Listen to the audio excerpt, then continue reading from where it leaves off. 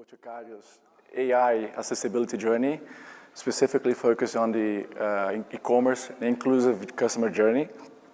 My name is Caio Monteiro. I'm a principal CSM here at AWS, and along with my colleagues, Thiago, Leonardo, and William, we're going to be describing how the journey went and what Grupo Boticário did to intentionally bring accessibility to one more customer journey. A briefly overview of the agenda. We're going to be discussing why inclusion matters, how generative AI helps our journeys, who Grupo Boticário is, so we can have a context of what they do and the benefits and the importance for the society as a whole, what issue you're solving specifically in this case, and later, but not last but not later, the results. So just to bring a bit of context, we have 16% of the world population experiencing some sort of significant disability. This is data from the World Health Organization, and this is, of course, including all sorts of disability, which means 1.3 billion people. So you can imagine that it is quite significant. Roughly, it translates to 1 in each 6 of us with some sort of disability. It can be hard for physical, in physical experiences, in physical journeys. It's even harder to be inclusive without being intentional in digital customer journeys. It's well known about what exclusion means when you're excluding someone in whatever journey you're on. We all know that if one person experiences a bad service, was not well served, they tell 5 to 10 people, and they will not be doing business with you. But there's little research on what inclusion means and the benefit it brings to the businesses. It's getting even worse. The behavior for Gen Z and the millennials, for instance, 1/3 of the population of the Gen Z, the millennials, if someone else close to them experiences some sort of not well served, a bad experience, they themselves will not be doing business with you. So it's even more important to be intentional. Don't worry about the table. I brought that up too soon, but what it means is, this is as a specific example for retailers, why inclusion matters and what are the expectations of different groups, right? We have Asian, Black, Latino, whites, LGBTQ, AI+, but then disabled, which is going to be focused on. But the common case here is they all want to be welcome, they all want to feel valued, and they all want to feel invited in the journey, in whatever journey they are experiencing. As I mentioned, it is hard to do in physical stores. It's even harder to do in digital. This is what we're going to be doing. And a few notes from the table, from the researchers. Inclusive customer service matters. Inclusive product offering matters as well. And more important for the disabled community, they want to feel the purpose. They want to match their purposes with the business purpose as well. And this is what we're going to be discussing here today with Grupo Boticário. In Brazil, we're going to be focused on vision impairment in this specific case. Just to bring you some numbers, in Brazil, there are 5 and 6 million people with some sort of vision impairment. Out of these, 6 million has low vision, and around 5,000 they are blind. In the US, this number is even higher. 7 million people suffer from vision loss or blindness. So let me invite Thiago here to talk about how AI can transform lives and how Grupo Boticário later did this. Hello, everyone. My name is Thiago Couto. I'm a principal solution architect at AWS. Thanks, Caio. Caio was talking about the problem itself, the situation, and now we're trying to solve or trying to help some people with technology. And before, we didn't have the technology, we didn't have ways to scale, and we'll talk a lot about scaling those type of solutions.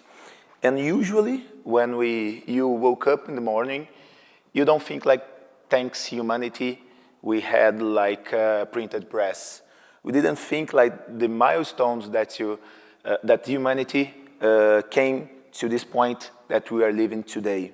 Think about printed press, think about electricity, think about personal computing, smartphones, the internet especially, cloud computing that usually normal people, regular people could think about a problem, think about a solution, and implement it and put it in production and help people and help business. So usually we don't think about it. But what we're living today, and probably you already know, you probably heard about in other sessions, the AI and the generative AI can help solve problems. And usually we think about problems in business, in opportunity in business. Probably you heard about Rufus, a platform assistant from Amazon.com to help sellers to include products in a better way with a better performance of sales. We heard about other good use cases, but usually you don't think about transform lives. We are thinking about transform business, but we have people in the opposite side. We had in the keynote yesterday a case about a pharmacy that is using generative AI to connect particles and proteins and start to research for new medicaments for how to produce and to solve some disease, some specific disease, and how to produce better medicaments. So usually you will think about business. Here we are here today to think about how we can solve people's problem. And we have also in the last week, we had Hopper that launched LLM model from generative AI to help medical people, assistant, to be quick in make some diagnostic about medical disease and so on. So basically, you can upload your X-ray, for example, and you can chat with the LLM, and it will say like, okay, it will be probably this type of disease, and it will give the patient a better experience, a fast experience, and probably save lives. So we're here today to talk about how generative AI can help people and help for the problem, the statement that Kyle did, how can we help transform lives? And generative AI and AI itself can do a lot of stuff. Here are some examples when we're thinking about create things, when we think about a specific campaign, when I think about better understand your audience and be creative and produce something that the audience will be interested in. So this is one of the use cases that you can use to apply generative AI.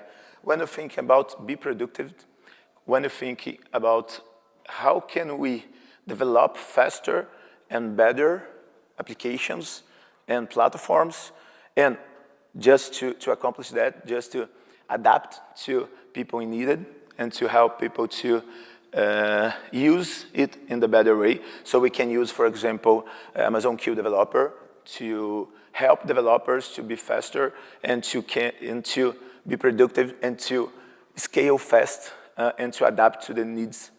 When you're thinking about understand populations or understand behaviors, we're more thinking about extract insights. So thinking about, I'm looking at a population or looking at, so click behavior and understand what that means. How can I improve my platform or improve the way that I interact with my audience, with my customer? So this is one topic that we can talk to. And the last, and I promise you that I will not give spoiler of the William presentation, but the last about new experiences. How can I create, we talked about the creativity, how can I create new experiences to engage more my customer, and especially the reason why we're here today, how can I create a new experience that will attend or that will understand better and to serve better my customer and to be more inclusive and to be adaptive to the problem and to the customer itself. Here is a good example. The problem that we had before AI and Gen AI was specifically how to scale. It's not that I cannot create a really personalized and individual experience for Kyle, for example. But I have to, for example, this is a campaign. Think that I have to hire a photograph, rent a place, put some scenario, and then I have to generate this specific campaign, this individual experience for Kyle. But we have a huge problem with that. We cannot scale. I can do for Kyle, probably for William. I cannot do for all this audience or all the reinvent people. So this is one problem that we're trying to solve and that generative AI made possible today. This is a photo of a dog. I have mine. This is a photo of a dog in some specific place, a park. And I can combine this type of information about the breed of the dog, the age, the city, which park, the language, and the time of year, so probably autumn. And I can generate and scale to other breeds, to other places, to other time of the year. So the goal is now we have the power, now we have the technology to scale and to be inclusive, to be individual, and to generate new experiences. And that's why generative AI for inclusion, it's so important today. How we do that?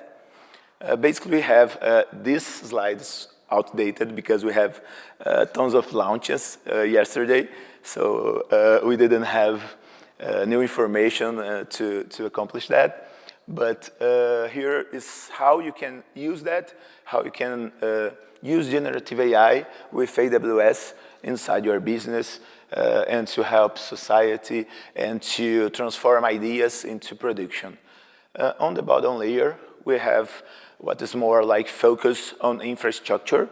I promise you I will not try to be technical here, but basically here is about infrastructure. So you have a new idea, you have idea for a new algorithm, then you probably will look at this layer and try to use the GPUs, the infrastructure layer of AWS to empower and to run your algorithm. If you're thinking about a platform, thinking about you are a developer, you don't know a lot of models, algorithms of generative AI or AI itself, but you know how to call an API, and you have a problem in your platform, and you want to integrate it with Gen AI. So this is what we're talking about. The middle layer, there's Bedrock. This is a services. Actually, it started with one services. Right now, it's like a few or a ton. It's evolving fast. But this is the public, the audience, that Bedrock will be used.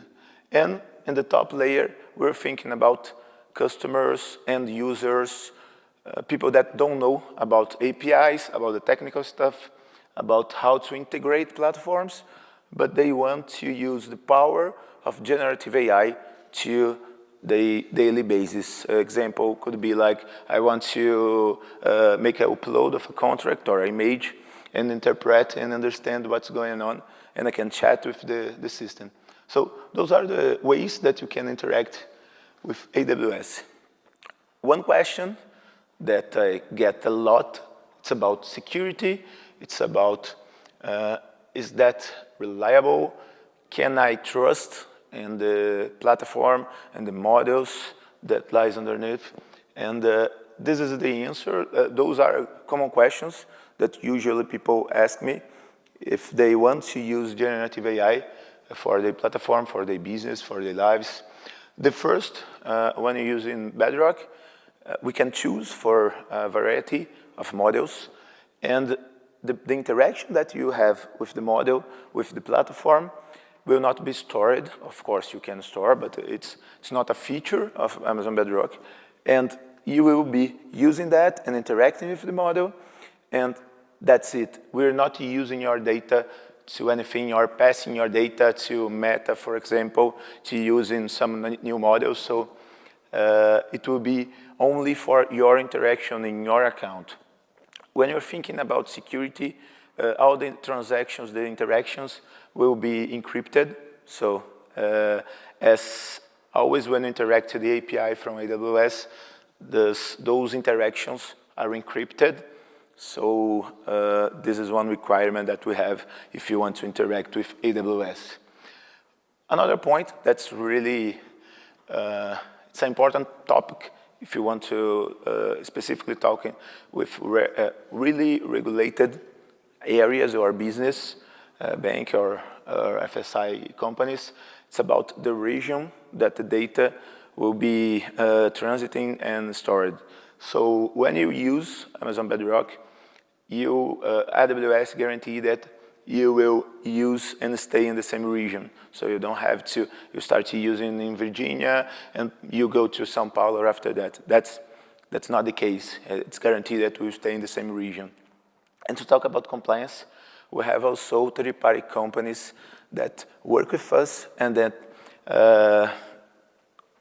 use the knowledge and give us certificates, and you can show them to the compliance sector. We have some examples in here. We have the complete list in Artifact inside the AWS. So about security, this is important topics. And we talked about security. We talked about using the model. We talked about the layers and how to solve those types of problems with AWS. And those are other slide that's outdated because we had like 4 models, new models yesterday. But those are examples of companies and providers that's working with us and that can be used inside Amazon Bedrock. Those are models that we have today that you can use with a single interaction. We can use the same call to the API and call different models. And the important topic here is we have different use cases for different models, and you can use in the same platform. We don't believe, Matt said it yesterday, and I will repeat, we believe that we will not have one model to rule them all. We will have different models with different sizes, with different prices, with different providers, and you can choose the best that fit your problem, your business. And why this is important, thinking about the evolution of this technology. We said that, 3 years ago, we were not talking about generative AI. It came with an article, but no one was talking about it. It was more like one thing that people from AI enjoy to explore, but was not really a thing. And it started to revolutionize the lives of people, and it's going fast. So in this slide, you can see that for the Cloud 2 to Cloud 3 from Anthropic, it took 9 months. So the cycle of development of our new model, and I'm not talking about small patches, we're talking about really a revolution in how the model behavior and how the model can answer and generate content. So it took like 9 months. And if you talk about from 3 to 3.5, we took 3 months. So the pace is fast. We are evolving in a constant way. We have every week new models that will be launched and is launching right now. And we need to use a platform to, we have the concept of wrapper in IT. It's basically how can I package a functionality and without changes in my platform, I can use different ways of interact with that. So that's why this is important. The model continue to evolve, and you have to use one thing, one package, one wrapper that can change the model without change the platform itself to solve problems, and you see which problem and why in a few minutes. Talking about problems, those are examples what the Claude from Anthropic model that we were talking in the slide before can solve. So those first examples are more common, are more simple. It's like summarize a report. I guess everyone had a huge email or a huge contract that you have to read and you have to interpret and get the pain points or the things that you should notice. So you can use that Anthropic Claude models for that. To recreate a graph, here we're talking about see a graph and do the programming part to recreate a graph or to interpret the graph. But here in those two last pictures is when it gets really interesting, because we're not talking about text, we're talking about images. So imagine that I can take a picture of a car and upload it and see how's the car. Is there some damage in the picture? So I can use that, for example, for rental cars or and companies that use this business. And the other one, it's about package condition. So basically, how is the packaging? How is the condition of the package? Did it arrive okay to my customer? So I can upload an image and chat with the bot, chat with the model, and better understand the condition. And why we are here in this today, this is why, this is how we use it in the Grupo Boticário use case. And the question is, who is Grupo Boticário? So please, Leo, come to the stage. Thank you. Thank you, thank you. Hello everyone. So before I talk about who Grupo Boticário is, at the company we will always take the initiative to describe ourselves for those who can't see us. So I'm a white man with black hair, wearing a black t-shirt, blue pants, and black sneakers. I'm 5 feet 9 inches tall and 38 years old. So who is Grupo Boticário? Grupo Boticário is a Brazilian company with 47 years old right now. It is a beauty and retail industry in Brazil that is market leader of the market right now. And we started first with one brand, that is O Boticário. Today we have 14 brands, being 10 owned and 4 partnerships. And about 2010, we started to increase this portfolio of brands to try to touch the most kind of people possible in the Brazilian market. So when we think about O Boticário, Boticário today is the most lovable and giftable brand in Brazil. When you think about give some gift for someone, is the first brand or top of mind brand that the people thinks. So it's a brand with a great responsibility for all type of classes in Brazil today. Today we are also in 100% of channels, of possible channels to sell our products. We are in the franchise, where we are the biggest franchise network in Brazil as well, with almost 4,000 stores today. We are also in the e-commerce, where we have one e-commerce for each brand that we have in our portfolio. So we are also in direct sales, pharmacy, beauty stores, retail stores, department stores, and beauty salons.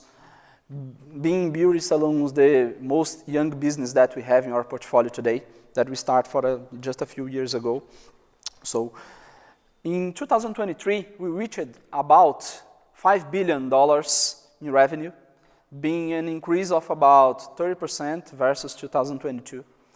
And we are also present in 14 factories, being 3 in Brazil owned and 11 partnerships. And we are also in 7 distribution centers. We have 1 distribution center also in Portugal, where we have the biggest network of stores with O Boticário as well. And 7 offices in Brazil, being 7 offices in total, sorry, being 3 in Brazil, 1 in China, 1 in Colombia, 1 in Portugal, and 1 here in the USA, where we are also present in the e-commerces here. And we have about 50,000 employees, being 20,000 direct and 31,000 indirect. When we think about this ecosystem that we have today, we created some kind of slogan for the company and a mission as well. That is to be the biggest and better ecosystem of beauty for the world. It's not to the world, it's for the world. So what it means that every time that we think about one store, one people, one employee, or someone that is using our products, we have to think about everyone. Everyone in this value chain that we have to touch. So we have to think in the production of our products to give the most kind of people the access to use some of our accessories or our products independent of the kind of people that are using those.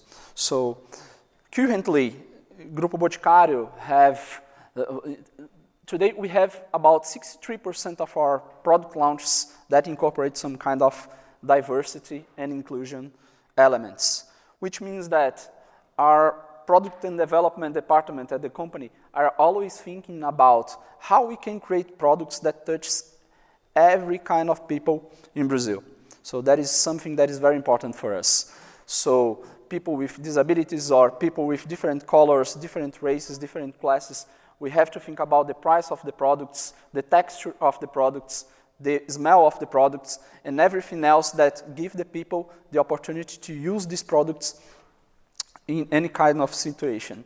So we have also a public target in Brazil that until 2030 to have almost 60% of our portfolio with some kind of elements of diversity as well.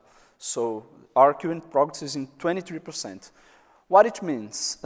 So it means that it's not only about the products that you use for the beauty, it's also the products that we are using to apply the elements of beauty. The makeups, the lipsticks, the perfumes, and everything else that you can use that can help people with some kind of disability to use those products as well. So thinking about that, we created in a partnership with Merco, that is a century-old company that have with purpose to create some products for education and health, some adaptive accessories to help people with upper limb disability to apply some kind of products and help those people to apply these products with some kind of support, like adhesive support for the products as well, or some kind of support to help the people to apply the products when they don't have some strength enough to apply those products, so they can use in the products of the Grupo Boticário some kind of accessories that will help them with some kind of safety and precision, the opportunity to apply the products that we have, that we sell today. So we also created in 100% Brazilian technology, the technology of the smart lipstick.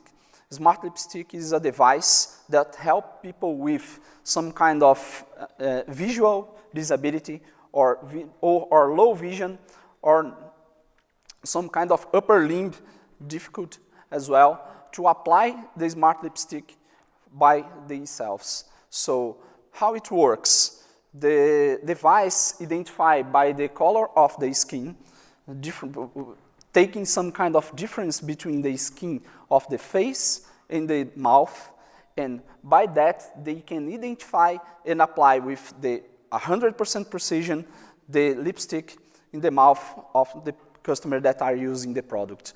So this is something that is very innovative. We are using artificial intelligence to detect the elements of the face of the people to guarantee that precision and guarantee that the people will use the product with safety and the result that are expected. We also launched this year the accessible makeup brushes. The makeup brushes help people with some kind of disability, of upper limb disability, to apply using the makeup without any help when you have some kind of upper limb disability as well. So there is some kind of tactile markings on the base of these makeup brushes that will identify the strength that you have to apply in the makeup brushes to help you to use the bases that we produce in our portfolio, or any portfolio of any brand. Doesn't need to be Grupo Boticário or something. So this is something that we are trying to do as well to help. This is some examples that we are producing today in our portfolio to guarantee that we are trying to reach the people that need some help to make their lives better beyond the beauty. So now that I told you a little bit about how we are applying the solutions in our physical store and physical ecosystem, I will call Will here to tell you how we are applying Bedrock to bring those kind of accessibility for our e-commerces as well. Thank you. Thank you, Lau. So I'm William. I'll describe myself for those who can see me. I'm a brown man. I have 5 feet, 10 inches tall. I have a gray hair and a goatee beard. I'm wearing the conference hoodie that's light gray and black on the lower part, and I'm also wearing blue jeans. I've been working in Grupo Boticário for the past 9 years as a principal engineer, and there's been many years that Boticário is doing all he can to include everyone. So here's an example. He's not using Bedrock yet, but we always do a description about the social media posts. So on our Instagram, always there's a video or a photo. We describe what's happening for those who don't have access to the image. So there's this hashtag for everyone to see that we will use on our posts to describe for everyone what's the content. That's really important. We have to include everyone. Everyone has to get the same experience. So when you guys get to this part, this is a product name, the product that Boticário sells. Doesn't say much. It's just a phrase. It's some kind of moisturizing body lotion, has coffee, somehow is fruity, has an oriental smell, and it's 200 millimeters. But that's it. That's not much information. But the image behind that is much more rich. We have the shape of the product is a pink bottle with a black lid. You have a lot of ingredients, and each image has its own story to be told. So when we don't care about that, we just go automatically. We don't describe what is happening in the image. So we usually we're just putting the name of the product on the alt attribute of the HTML. In this case, we have 3 pictures, and the screen readers, that software that people who can see use, you'll be repeating over and over the same information. You'll be moisturizing body lotion, moisturizing body lotion, moisturizing body lotion. That's definitely not a great experience. So it will be much, much better to describe what is actually happening. And that's when we use Bedrock. So here's another example. We have another product. Now it's a pet product. It's 400 millimeters, is some kind of shampoo. It's 5-in-1, but that's it. That's not more to be told on this phrase alone. So I invite you guys to think about what's happening here? Remember, there's a lot of photos on the e-commerce, like 3 to 5 photos or maybe more. And when I'm not including everyone, I'm not saying everything that has on the images. In this information alone is not enough. On this particular case, I have this photo here. Is a chihuahua inside a bathtub. There's a yellow hub duck and the products on the side. So there's a lot more to be told. There's a story to tell, have a composition of the photo. And the ideal here is to fulfill the alt attribute of the HTML with exactly that information.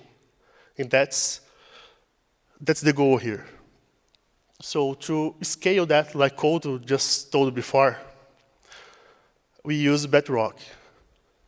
So we use by integrating with our platform, e-commerce platform. We don't did automatically for every single image.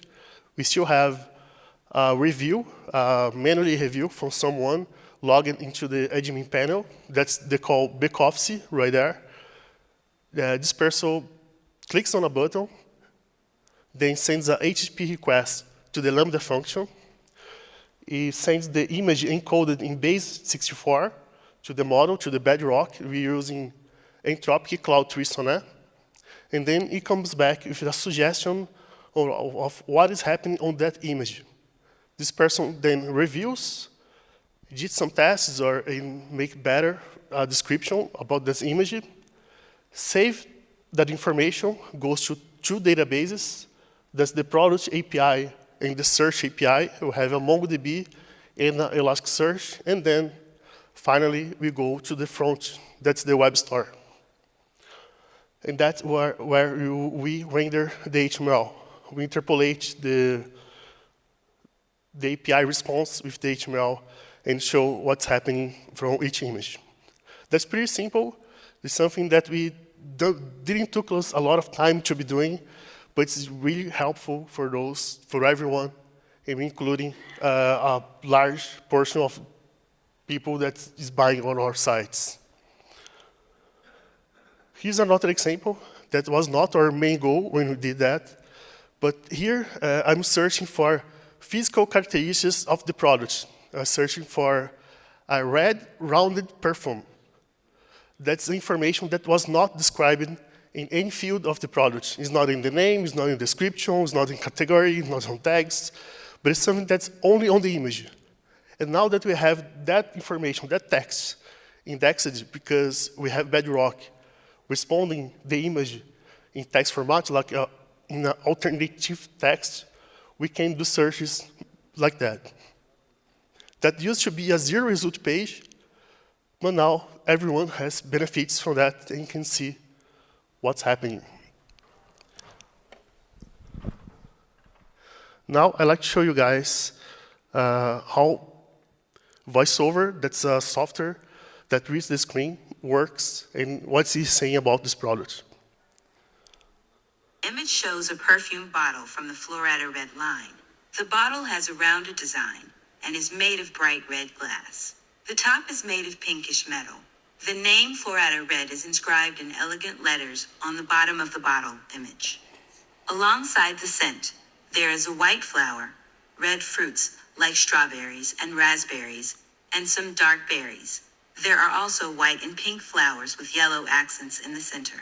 The natural elements complement the floral beauty product image. Rectangular red box of a perfume called Florida Red. The box has floral details drawn in light red lines on a red background. There is descriptive text in Portuguese about the perfume's delicate, floral aroma image. Rectangular 11 glass perfume bottles are presented.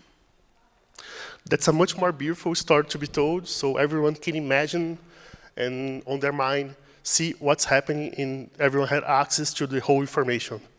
It's much more, it's better than just the product name, and that's the main reason here.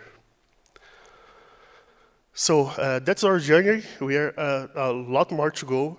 We started pretty simple with just one single line of the prompt that's saying to describe the products, considering it's Grupo Boticário products, and then through feedback from the users, feedback from what we got from the model, we improved that, and now that's our prompt. But it's really important to start small, to start experimenting, to start getting loop feedbacks and work on that. So we have some guidelines, and that's why we improved the prompt. And now our users, our employees that use this feature can save time and describe more products and be inclusive. Okay, the results. We got some improvements on the internal search. Like I show you guys, you can search for physical characteristics of the shape of the product, of the bottle, and we can get results back. That was not possible before this implementation. We did improve the prompt. We'll be always evolving and putting some more context to the model. We also got SEO improvements because the search engines has more text to index it, so Google, Bing, and so on can search through those tags as well because it's embedded on the HTML of the page. And we did that like 3 months ago, and with that we already have 27,000 images described. We have a lot more to go, but that's a start. We have all our new products are already using this feature, and we always launch new products accessible. We made some adjustments to the model temperature as well, because the higher gets the temperature, more creative the model gets. And that's not what we want on this case. We only want the model to be factual, to be real. We only describe what's really happening. So we lower the temperature parameter and get better results from that. So I'd like to invite Thiago here to close the speech. Hello. Hello, hello. Are you here? So thanks again, people, for being here. Thanks, Grupo Boticário, to help us to tell the story and to impact positivity in the life of the person and to use Gen AI and technology to do that. Here's our contacts. Do you have a LinkedIn in there? Here's a blog post. Unfortunately, we are translating and publishing in the US, so this one is in Portuguese, but also you can use generative AI to translate that if you need so. Please don't forget to fulfill the survey and to evaluate us. Here at AWS, we value your feedback. And thank you once again. Have a great reInvent, and thank you.